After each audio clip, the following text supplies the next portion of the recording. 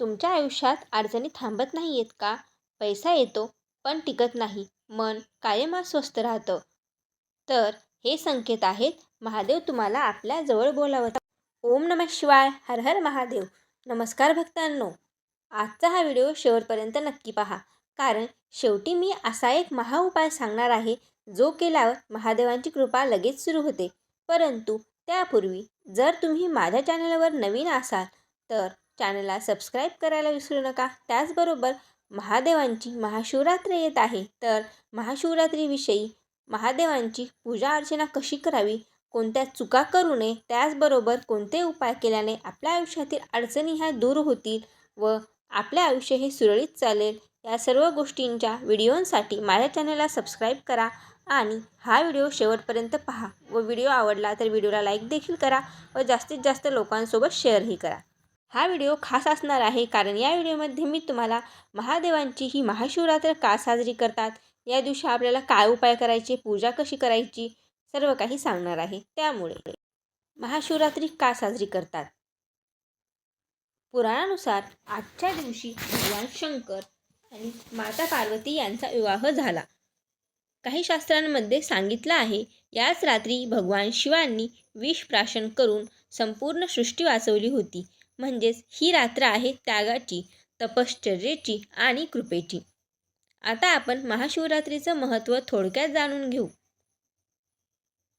या रात्री केलेली छोटीशी पूजा देखील 1000 पटीनं फळ देते. म्हणूनच सांगतात महाशिवरात्री जागरण केल्यास पाप नष्ट होतात आणि भाग्य हे जागृत होतं.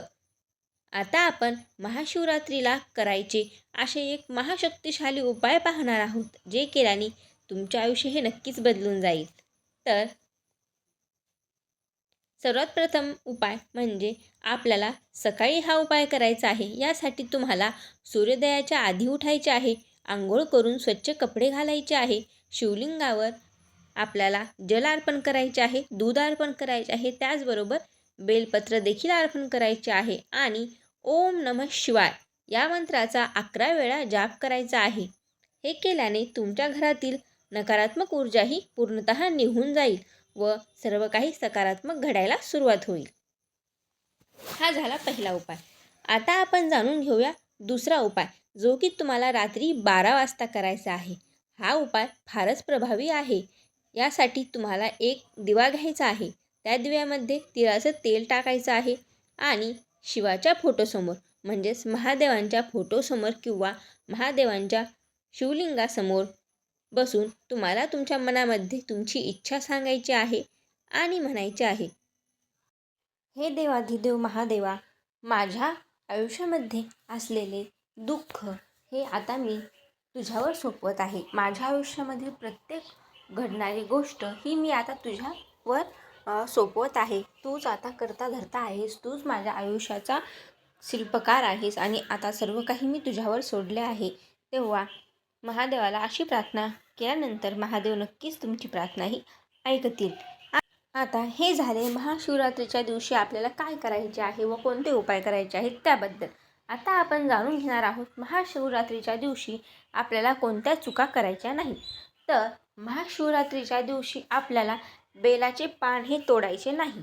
म्हणजेच महाशिवरात्र ही महादेवाची शिवरात्र असते आणि बेलाच्या झाडामध्ये साक्षात शिवशक्ती विराजमान असतात. म्हणजेच महादेव आणि पार्वती देवी बेलाच्या झाडामध्ये विराजमान असतात. त्याचबरोबर इतर देव देखील बेलाच्या झाडामध्ये, बेलाच्या पानामध्ये, मुळांमध्ये विराजमान असतात.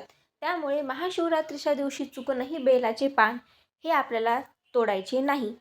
जर तुम्हाला महादेवाला बेलाचे पान अर्पण करायचे असेल तर तुम्ही महाशिवरात्रीच्या आदल्या दिवशीच बेलाचे पान तोडून आणून ठेवू शकता. त्यानंतर दुसरी गोष्ट म्हणजे महादेवाला चुकून देखील आपल्याला चाफ्याचे फूल हे अर्पण करायचे नाही. कारण चाफा हा महादेवाला अर्पण केले जात नाही. त्याबद्दल एक कथा आहे, ती देखील आपण जाणून घेणार आहोत दुसऱ्या एका व्हिडिओमध्ये. आता आपण जाणून घेऊ की महाशिवरात्रीच्या दिवशी अजून कोणती एक चूक करायची नाही जी की बरेचसे लोक करतात. तर आता महाशिवरात्र ही महादेवांची खूपच आवडती रात्र आहे. असे म्हणतात की महाशिवरात्रीच्या दिवशी महादेव आणि पार्वती यांचा विवाह झाला होता. त्याचबरोबर याच दिवशी महादेवाने विष प्राशन केले होते आणि त्या विषाचा दाह शांत करण्यासाठी महादेवावर जल अर्पण करण्यात आले व बेलाचे पान अर्पण करण्यात आले. त्यामुळे आपल्याला या दिवशी महादेवाला जलाभिषेक करायचा आहे, दुधाभिषेक करायचा आहे व बेलाचे पान देखील अर्पण करायचे आहे. महाशिवरात्रीच्या दिवशी तुम्हाला जरी व्रत करणे शक्य नाही झाले तरी देखील तुम्ही या दिवशी तामसी पदार्थाचे सेवन करू नये. कोणत्याही प्रकारचे भांडण, तंटा, वादविवाद घरामध्ये करू नये. महाशिवरात्रीच्या दिवशी होईल तितके महादेवाचे नामस्मरण करावे व महादेवाच्या मंदिरात जाऊन शिवलिंगावर जल, दुधाभिषेक नक्कीच करावा. तर अशा प्रकारे महाशिवरात्र तुम्ही अगदी साध्या, सोप्या आणि अतिशय सुंदर व भक्तिमय पद्धतीने साजरी करू शकता. तर तुम्हाला हा व्हिडिओ आवडला असेल तर अशाच अजून महाशिवरात्रीविषयीच्या व्हिडिओसाठी माझ्या चॅनलला सबस्क्राईब करा आणि व्हिडिओला लाईक देखील करा. त्याचबरोबर हा व्हिडिओ जास्तीत जास्त लोकांसोबत शेअर करा. कमेंटमध्ये ओम नमः शिवाय लिहायला विसरू नका. तर महादेवांची कृपा तुम्हा सर्वांवर अशीच राहो हीच महादेवाचरणी प्रार्थना करते आणि हा व्हिडिओ इथेच थांबवते.